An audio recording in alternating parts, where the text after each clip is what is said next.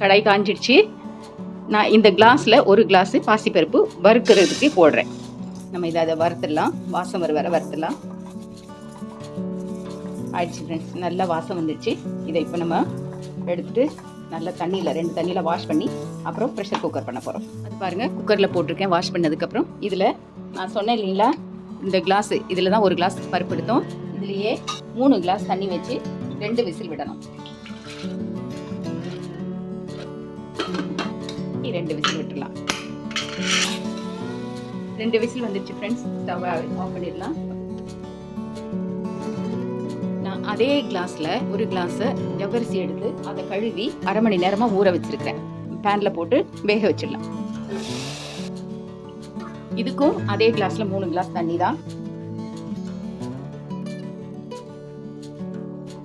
வேகட்டும், அதுக்கப்புறம் உங்களுக்கு காமிக்கிறேன். இப்படி ஒரு ஜவ்வரிசி எடுத்து பார்த்தீங்கன்னா அமுக்கி பார்த்தீங்கன்னா நல்லா வெந்திருக்கும். நம்மளோட ஜவ்வரிசி வெந்துருச்சு. ஸ்டவ் ஆஃப் பண்ணிடலாம். இப்போ நான் ஒரு பேன் அடுப்பில் வச்சுருக்கேன். இதில் நம்ம 2 கிளாஸு வெல்லம் சேர்த்துக்கலாம். நம்ம எடுத்த கிளாஸ் இருக்குல்ல, அதே அளவு தான் வெல்லம் சேர்த்துக்கலாம். இதுக்கு 1/2 கிளாஸு தண்ணி சேர்த்து இதை காய்ச்சிக்கலாம். 1 கிளாஸ் முதல்ல போட்டிருக்கேன்.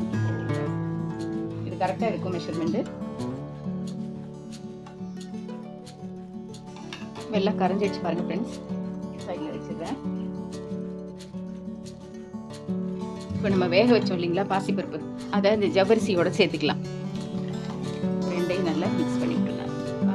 ஜவ்வரிசியும் அந்த பாசிப்பருப்பும் நல்லா சேர்ந்து ஜவ்வரிசிலாம் நல்லா முத்து பருப்பும் ஜவ்வரிசியும் கூட நான் ஒரு 1/2 லிட்டர் பால் காய்ச்சி ஆற வச்சுருந்தேன். அதை சேர்த்துக்கலாம்.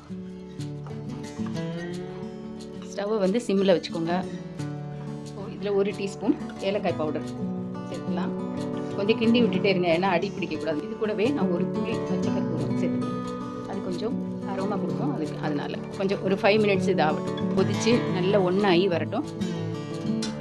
இப்போ நம்ம வெல்லத்தை இதில் ஊற்றிடலாம். ஃபில்டர் பண்ணி ஊற்றிடலாம்.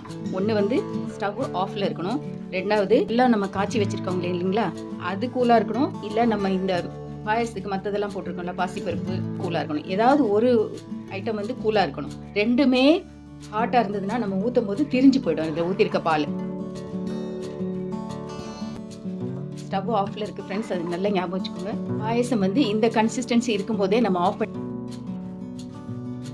ஒரு சின்ன பேன் வச்சுருக்கேன். ஒரு 2 டேபிள் ஸ்பூன் நெய் போட்டிருக்கேன். ஒரு 10-20 முந்திரி போட்டுக்கலாம். இப்போ முந்திரி வறுப்பிடுச்சு ஃப்ரெண்ட்ஸ். இதை பாயசத்தில் போட்டுடலாம். அடுத்தது திராட்சை.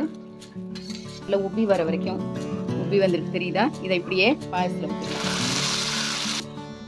அவ்வளோதான், சர்வ் பண்ணிட வேண்டியதான் ஃப்ரெண்ட்ஸ். நம்மளோட சூப்பரான பாசிப்பருப்பு ஜவ்வரிசி பாயசம் ரெடி. நீங்களும் இதே மாதிரி உங்கள் வீட்டில் செஞ்சு எல்லாருக்கும் கொடுத்து அசத்துங்க. இந்த நியூ இயரில் இது உங்கள் மெனுவில் கண்டிப்பாக ஒரு ரெசிபியாக இருக்கும்னு நம்புகிறேன். ஹாப்பி நியூ இயர் எல்லாருக்கும். வீடியோ உங்களுக்கு பிடிச்சிருந்ததுன்னா லைக் பண்ணுங்கள், ஷேர் பண்ணுங்கள், கமெண்ட் பண்ணுங்கள் அண்ட் சப்ஸ்கிரைப் பண்ண மறக்காதீங்க friends. See you in the next video. Until then, bye, take care. Wish you all a happy new year and prosperous future ahead. Bye, take care.